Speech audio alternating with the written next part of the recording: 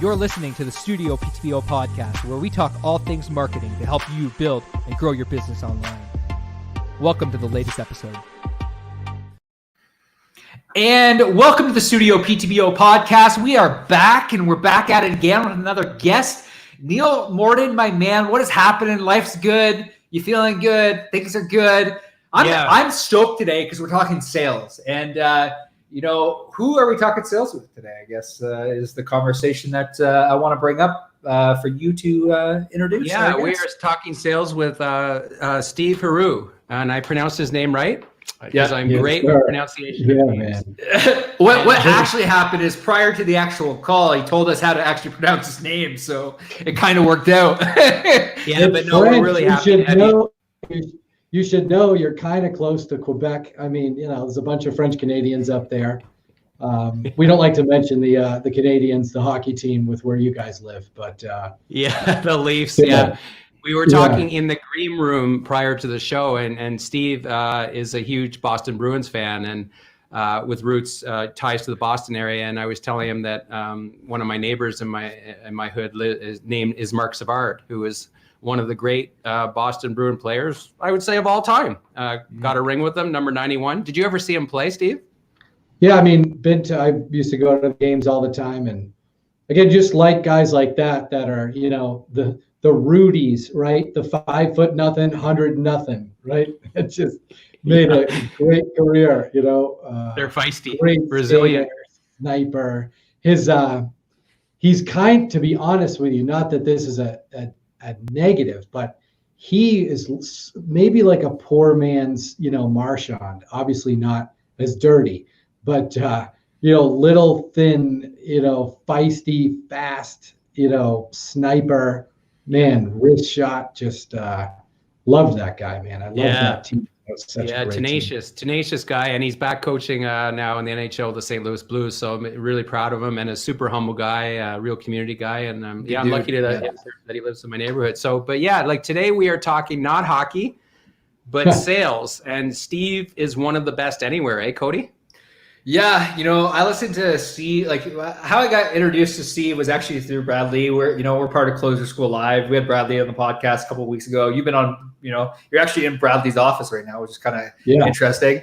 We got connected with Steve, and I listened to both episodes, and I'm stoked to chat because for Brad to allow you on the show to chat sales, you must be good.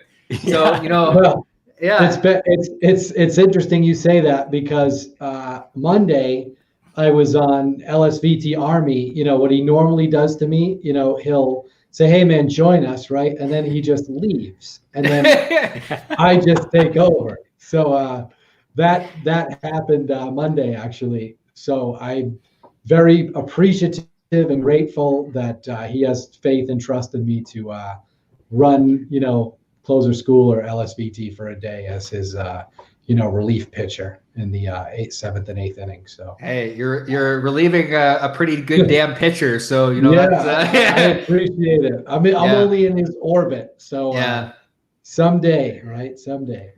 So Steve, you have trained thousands of people around the world, and I have to ask you. So what ingredients do you look for in that sort of top 1%? Like, is it in some people's DNA, Steve, to sell, or can you teach anyone to do so? The whole born to sell thing, I like equate it to, let's equate it to hockey. You're not born to be Alex Ovechkin. Sorry. You're not born to be Beyonce. Sorry. It doesn't work like that. You train, you study, you learn. Do some people have like an innate ability to connect with other people? Of course, right? There are people that are just charismatic. I guess it's just how they are. But the sales skills and the ability can certainly be taught. There is a sales DNA that we all have, right? Which is our attitudes, beliefs, our mindsets, our behaviors, and the way that we act. And we actually have a test, a sales DNA test that we measure for salespeople and help them understand where they can improve. But I don't know the whole born to be a salesperson thing. I was certainly not. I was the the quietest kid in my high school. I didn't say a word, right? No dances, no dates, no proms, none of that stuff. So yeah, I think it can be taught.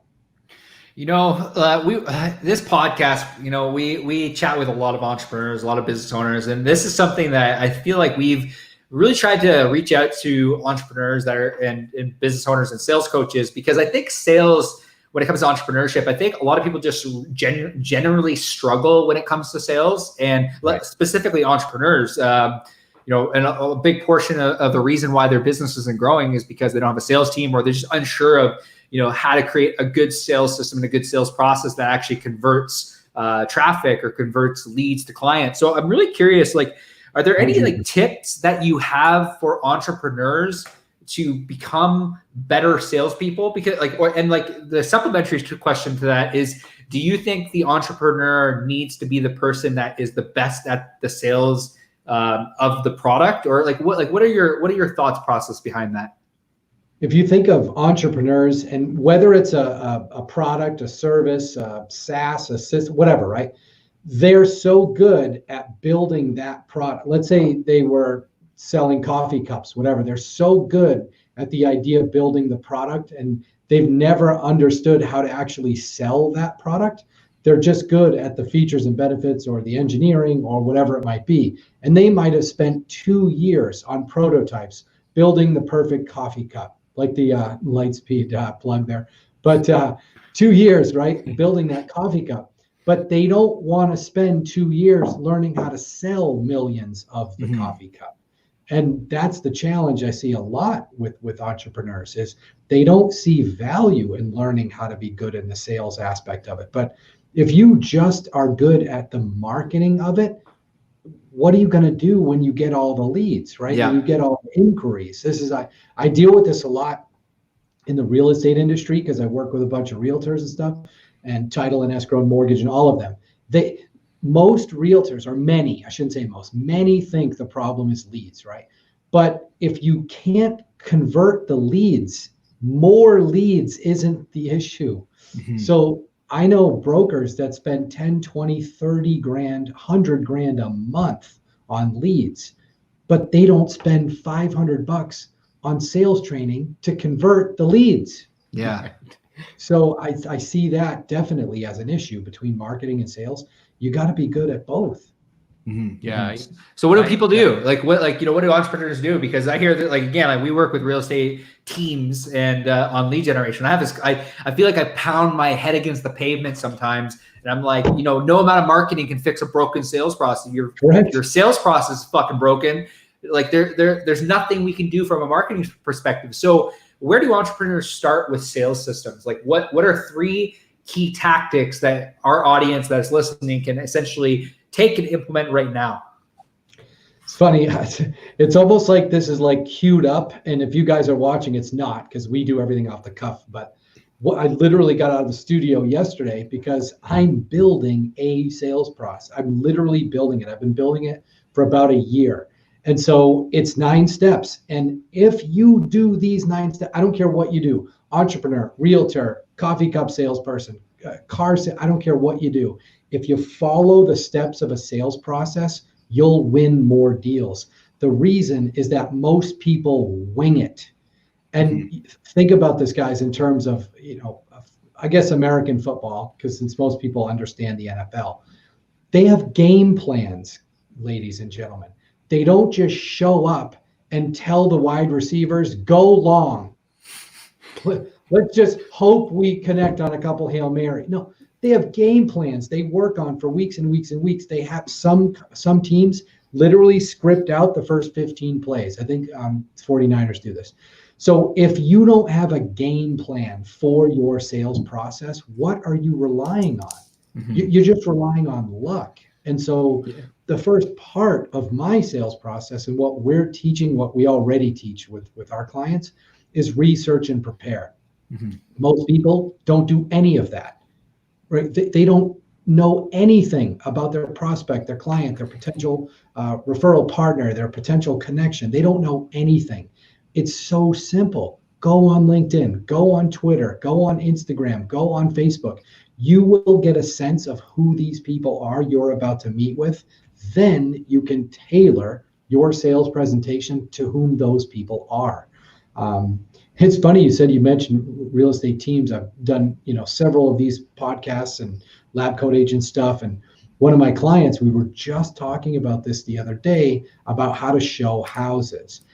And I kind of created or found this 4 buyer behaviors. Okay, there's 4 reasons that people buy, and I put them in the context of animals. And so I was explaining to this broker how you would show a home 4 different ways based on to whom, right, your buyer is. Are they a lion? Are they an elephant? Are they an otter? Are they an owl? Mm-hmm. And so how do you tell who they are without meeting them? You go on social media, you do your research. Yeah. And so not that we have time to get into it, but that's a huge tip, guys, for entrepreneurs. I agree. And Steve, it's the same research, Cody, you and I did even for podcast guests, right? We always do our research. We go on, we study, we watch the podcast Steve was on with Brad. We go onto his LinkedIn, we go onto his Instagram, we watch how they are, right? And we have to, and Cody, you've gotten much better about that too. It's not just, I've always said you're amazing on sales calls. You're one of the best I've ever seen. But in podcasts, initially you used to kind of wing it and blue sky it, and now you respect that. No, now you research as much as I do. And it's really important. And I really like that, Steve. I agree with what you're saying, Steve. You can't use a Hail Mary. It worked for Doug Flutie, but that's like 1 in a million, right? It doesn't work. It doesn't work anywhere in life, really. And I have to ask you, Steve, so you talk a lot about, and I really appreciate this, the value. When you get on a sales call, you have to talk about your value proposition. It's not so much to you like no trust factor, perhaps is a little overrated. Sort of walk us through your ethos on that. Yeah, in essence, in sales, right? What is going to make somebody's life easier? That's really the value. What's going to make their business run smoothly? And if you could craft your value prop around those things, that is what's ultimately missing from most sales presentations. Mm-hmm. And it's funny, again, literally this just happened. So I got my first article or blog, whatever you want to call it, right, published on Sales Hacker, which is pretty cool for me. It's a great organization. So somebody was making a comment or something in my LinkedIn, sent me a message of like, oh, I keep getting objections, and how do I handle them, right? What do I say? And then, of course, you got all these responses. Well, you should say this. And if they say they're busy, you should say that. And I'm like, guys, we're looking at this. This isn't 1992, right? Yeah. The reason you're getting objections is because you didn't build value. You didn't create enough value for what you do. When you create value, you get less objections. The price objection almost never happens when there's value. If you told me you were going to sell me a Ferrari for $15,000 and I didn't have $15,000, I would find the money in 10 minutes. Mm-hmm.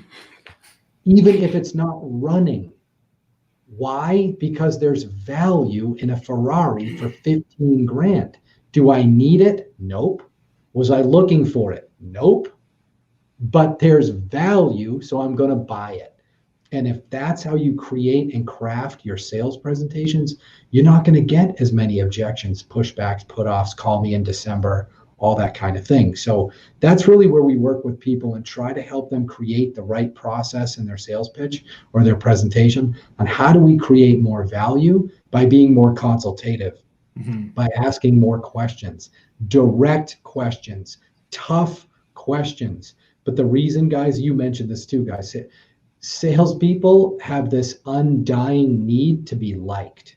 Mm-hmm. And about 90% of salespeople we find on our sales DNA test have a need to be liked by their prospect. Yeah. And why that kills them is because when it comes time to ask the tough question, they won't do it because they're afraid the prospect won't like them anymore. Mm-hmm. But they're trying too hard to be friends. Yeah. Yes. Yeah. But that's, guys, because of all this crap we've been taught for decades, right? People buy from people they like and trust. Wrong. People buy when there's value. They couldn't give a crap if they like you or not. If you're going to sell them something that's going to make them 10 grand more a month, they buy it. If you're going to sell them something that's going to improve their production line and capacity for their widgets by 22%, they're going to buy it. They don't have to invite you over to dinner or want them to date their daughter.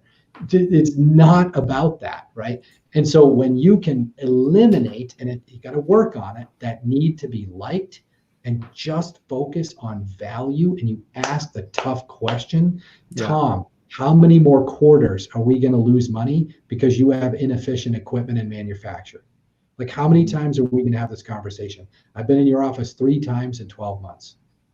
Yeah, it's so interesting because I even thinking back to my Best Buy days, and like it was so much easier to sell people that I didn't know than people that I actually knew. Because the people that you knew, you skirt around the hard-hitting questions, and you skirt around like, oh, like, am I going to offend this person by asking this hard-hitting question about like, where are you at with revenue and where do you want to be with revenue a year from now? And then you're like, well, what are you doing to fix that? Oh, Tom, you're not doing anything to fix that? Well, that's why you're not going anywhere. That's why nothing's happened. So I'm really curious. I want to, because I want to dive into, because like when you and I chat about this, or when I chat about this with other salespeople, like we get fired up about it, and we get fired up about sales. But I find that sales, to a lot of people, the common person, is a dirty word. And you wrote a book saying sales is not a dirty word. So I'm curious to know what your thought process is behind writing this book. What was kind of the ethos behind it, and how are you trying to reposition, I guess, the message of sales? It's the old perception is reality. So what originally I thought about this, and when I started kind of thinking about how do we change the perception of salespeople and sales trainers and all this stuff, right? I always take people back to a movie that came out in 1975 that changed the way millions and millions and millions of people around the world live their lives. And that movie was Jaws. And some of you guys that are listening, you know what I mean. Literally hundreds of millions of people stopped going in the water, like in Indiana. So there's in ponds, right? Like, okay, guys, first of all, there's no great white sharks in Indiana. Secondly, there are no 30-foot great whites. They don't exist. There's not one that's ever been filmed. They're not real. Jaws is not an episode of Shark Week. But what happened was it created the perception that sharks are killers and man-eaters, right? And coming after us.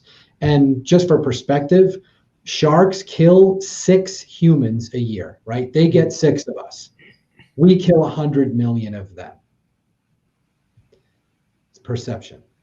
So perception is real, right? The perception's real. The science is not real.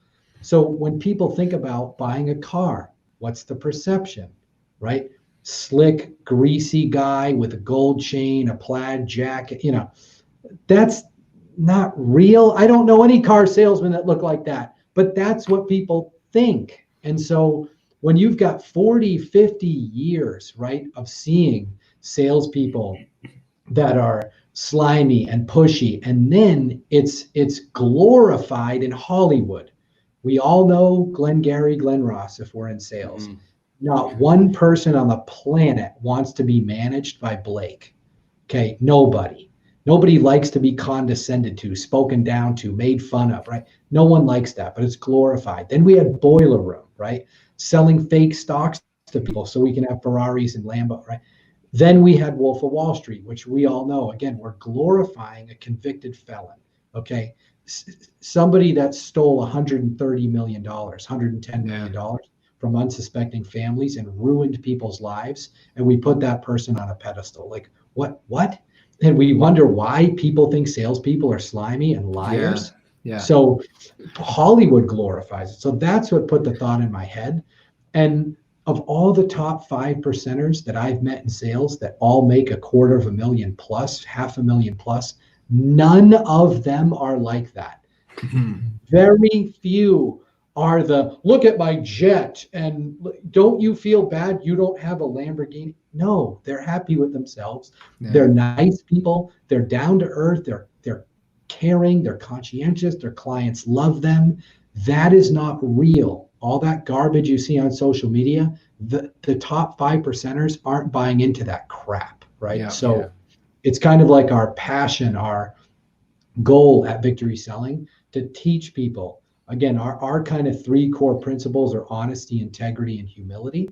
And if we don't get a sale, we don't get a sale. I mean, we're not trying to close everybody. Let's close. No, it's not how we operate. So that was the impetus behind the book.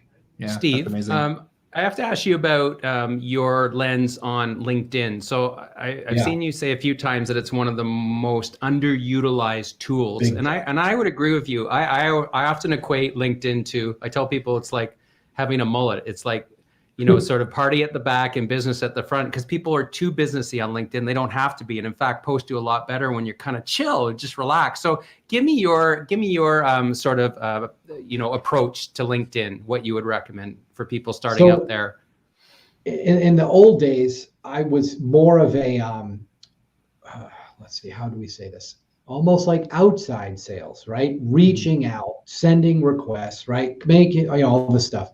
And then I met my buddy, business partner, Brian. And Brian, I don't even want to use the term like LinkedIn expert, because now everybody and their mother thinks they're a LinkedIn expert, right? Yeah. But Brian's been coaching people on LinkedIn since I think 2011.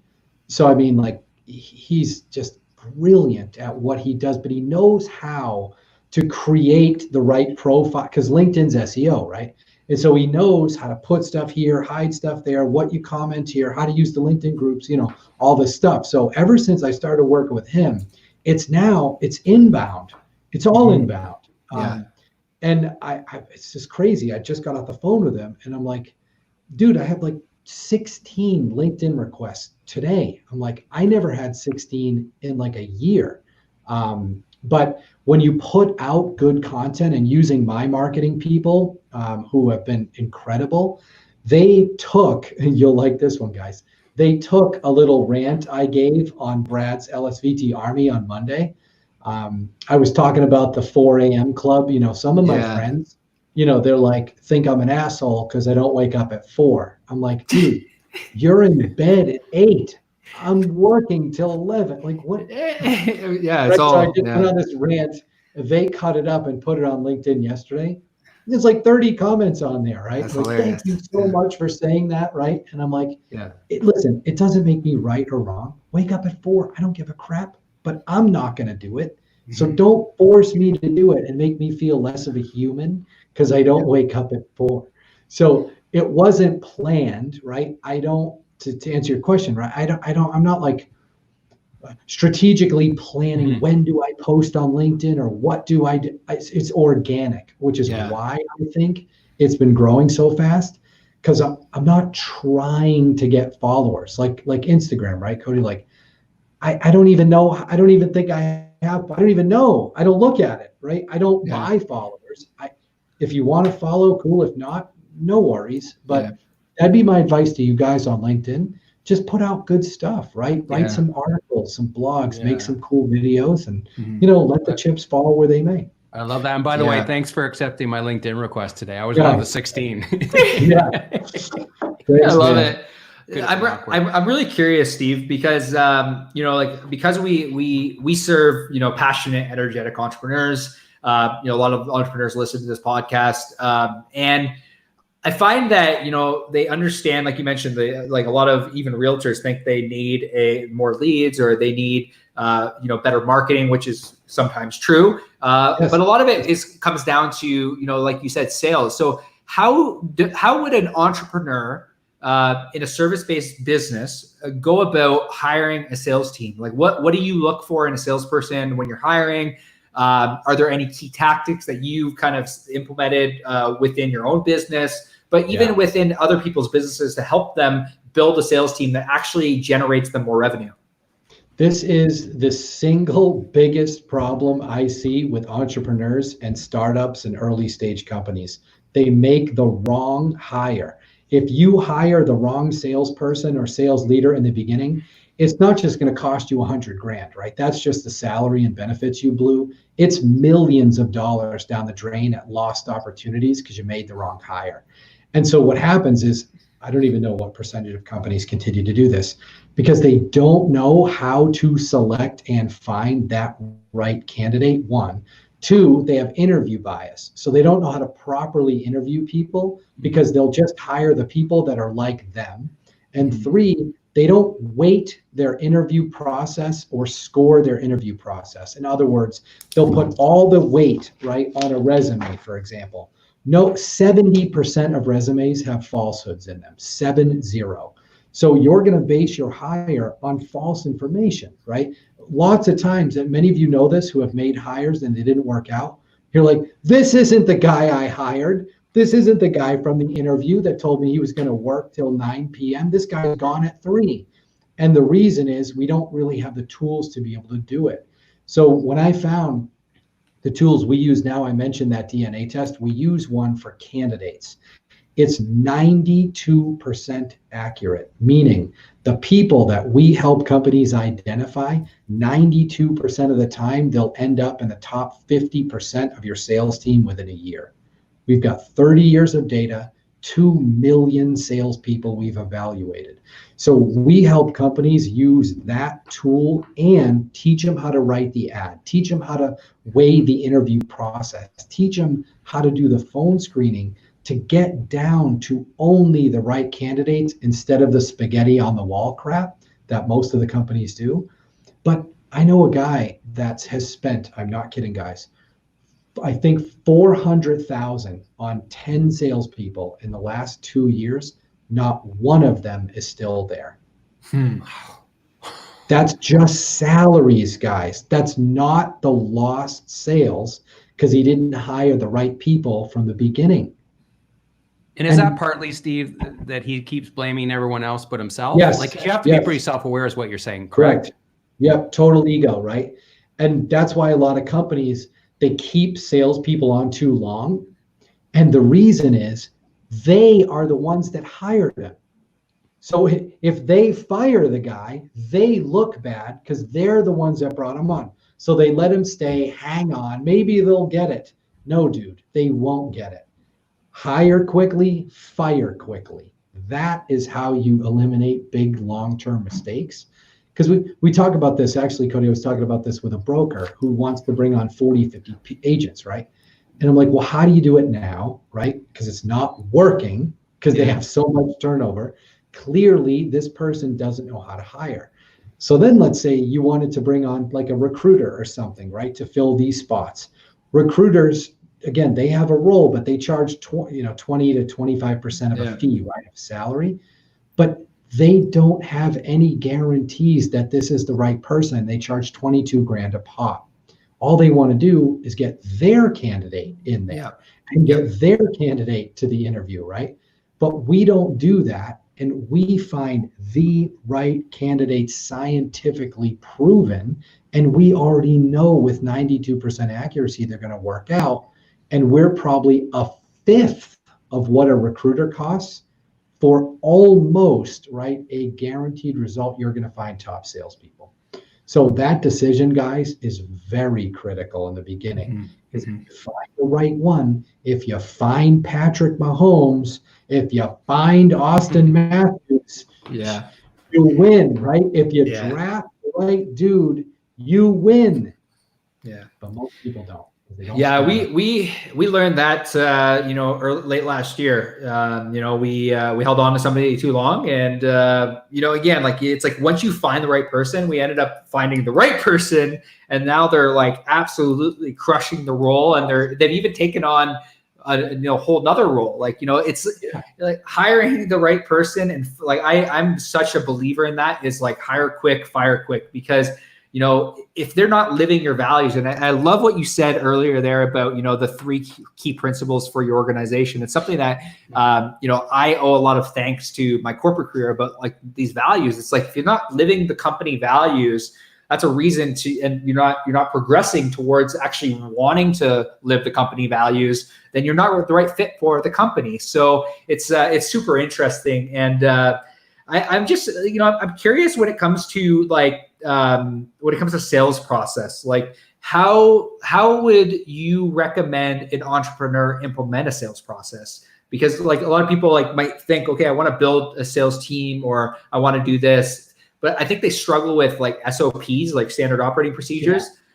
So how about when somebody goes to work with you with Victory Selling, what does that process look like when it comes to building out their SOPs and building out their sales systems?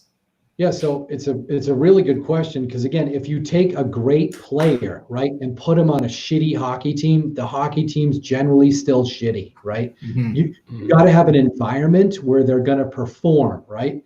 And so you can take a really great salesperson, but if you put them into an organization that doesn't have a sales process, they're gone, right? Yeah. So the sales process has to be built first. And so when we work with companies, we got to figure out first, right? What's the end point? What are we trying to get to, right? Who's the ideal candidate for your product or service, right? Who is that person? And we've got to build that process around finding those people. And once we do that, it's a pretty simple process to build for a company based on, again, what are the deliverables? What's the time to market? Is there a manufacturing cost? What's the typical sales cycle? Right? All those things have to be in there.